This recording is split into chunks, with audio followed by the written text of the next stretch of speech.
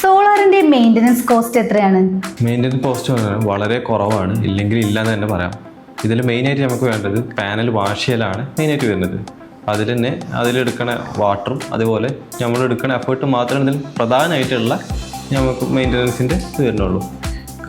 ഇൻവെർട്ടറിനാണെങ്കിലും അതുപോലെ പാനലിനാണെങ്കിലും പിന്നെ അതിനോടനുബന്ധിച്ച് ACDB, DCDB, എനർജി മീറ്റർ ഇതിനൊക്കെ കമ്പനി വാറണ്ടി നൽകുന്നുണ്ട്. ഇപ്പോൾ പാനലിനാണെന്നുണ്ടെങ്കിലും 25 to 30 years കമ്പനി വാറണ്ടി കൊടുക്കുന്നുണ്ട്, പ്രൊഡക്ഷൻ വാറണ്ടി കമ്പനി നൽകുന്നുണ്ട്. അതുപോലെ തന്നെ ഇൻവെർട്ടറിനാണെങ്കിൽ 10 year കമ്പനി വാറണ്ടി കൊടുക്കുന്നുണ്ട്.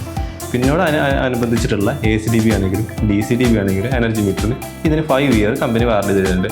അപ്പോൾ അതിലുള്ള MCB ആണെങ്കിലും ചാർജ് പ്രൊട്ടക്ടർ ആണെന്നുണ്ടെങ്കിലും ഇതൊക്കെ 5 വർഷത്തിൽ കംപ്ലൈൻറ്റ് വരെയും കമ്പനി തന്നെ ഫ്രീ ആയിട്ട് ചേഞ്ച് ചെയ്ത് തരും.